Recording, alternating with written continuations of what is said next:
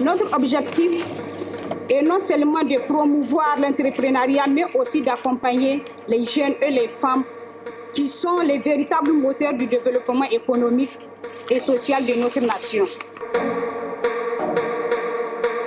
Lorsque les jeunes et les femmes entreprennent, ils génèrent de l'emploi, renforcent la résilience locale et deviennent des acteurs du changement. Il est cependant important de reconnaître et considérer les défis existants d'ordre social, économique et personnel.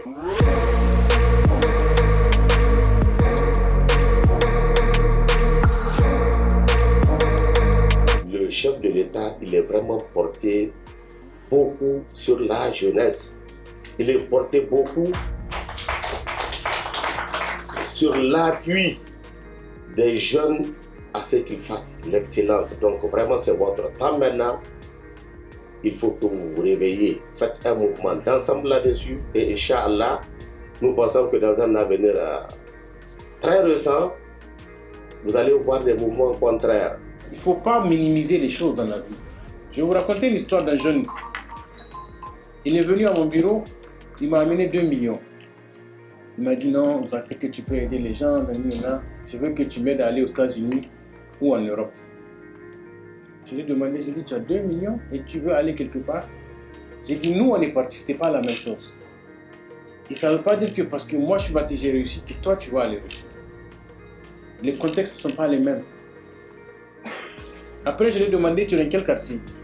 Il m'a donné son quartier, c'est un quartier normal quoi de Niamey. Je lui ai dit, j'ai pris ma voiture, on est parti, on a vu son quartier. Et dans son quartier, machallah, il y a des jeunes, il y a des gens, c'est ambiancé. Il dit, tu sais ce qu'on va faire avec ces 2 millions? On va se faire un kiosque. Il m'a regardé, ah non, pose-toi. On va vendre Indomie, hors d'œuvre, sandwich, c'est tout et ça va marcher. Il n'y a pas rien. Après il m'a dit, non, tu sais, les gens vont rigoler. J'ai dit, non. Il dit, c'est toi qui vas rigoler de ces gens de merde. En réalité, quand un initiateur de projet ou d'entreprise, quand il va vers des gens qui vont le décourager, c'est que le process, il a quelque part manqué dans sa bonne, dans sa bonne forme. Quand je reste moi-même dans mon coin, je conçois ce que j'ai à concevoir. Et c'est après avoir conçu que je vais vers les gens voir, mais qui a besoin, qui veut ça, qui veut ça. J'ai de fortes chances d'échouer. J'ai de fortes chances de perdre des ressources. Mais quand j'apporte solution à des gens que j'ai déjà identifiés qu'ils ont tel problème, au moment de la conception de la solution, je vais être en interaction avec eux. Ces gens-là, ils ne vont jamais me décourager parce qu'ils ont le problème, ils veulent sortir de ce problème.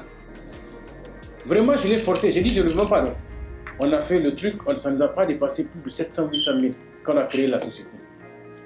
Je vous assure, il fait une recette entre 80 et 70 000 jours.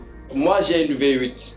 Au passage, c'est après 15 ans d'entrepreneuriat que je suis arrivé là-bas. On ne commence pas là-bas. J'ai commencé avec une moto que j'ai achetée à 150 000. Donc, j'apprends à conduire à ma femme. Elle fait le permis de conduire. Elle a son petit papier. Est-ce que c'est pour ça que je vais lui donner ma V8? Non. Je lui trouve une petite voiture de 1 200 000, 1 300 000 qu'elle va concasser au poteau et mur de la maison.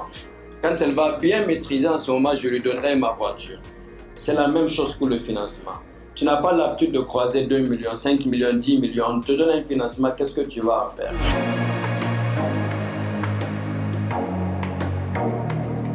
On a pour mission principale la promotion et le financement des petites et moyennes entreprises et petites et moyennes industries. On a 5 guichets principaux. Donc, on a le premier guichet qui est essentiellement sur le financement, donc la ligne de crédit, le prêt et participation. Le deuxième, c'est sur la bonification du taux d'intérêt qui doit permettre, si par exemple le taux de marché est à 12, 13, 14%, et nous intervenons pour en tout cas réduire ce taux et permettre à ce que cette charge financière soit moins lourde. Le troisième, c'est le crédit bail qui lui, sa principale fonction, alors ça vous permet de garder votre solvabilité, de pouvoir prendre des prêts sans problème. C'est pas très visible dans votre comptabilité que vous tenez. On a le guichet d'assistance technique de renforcement des capacités qui, pour moi, est l'un des guichets vraiment le plus important et qui est transversal parce que c'est celui-là qui permet de faire tout ce qui est accompagnement technique, formation, renforcement des capacités des promoteurs. Et cela se fait de façon très organisée. Et finalement, on a tout récemment un nouveau guichet sur les énergies renouvelables. Par exemple, si c'est une entreprise qui est dans, je sais pas, une industrie qui consomme énormément d'énergie, on peut participer à ce que les charges d'électricité soient beaucoup moins lourdes et aussi beaucoup plus vertes. Maintenant, comment en réalité arriver à bénéficier de cet accompagnement? Deux voies sont possibles essentiellement. On a ce qu'on appelle les appels de projet, donc qui sont lancés, et on a l'accompagnement de tous les jours. Il faut commencer petit. Il faut commencer petit. Les gens sont pressés, mais il y a beaucoup de gens qui pensent que tu commences en janvier et en mars tu as une feuille, oui, tu as, je sais pas, ça ne va pas. Et parce que si je vais dire au financement bancaire, il y a des obstacles, il ne faut pas se les cacher. On va vous demander un apport personnel pour votre projet. On va vous demander une garantie. On va vous demander.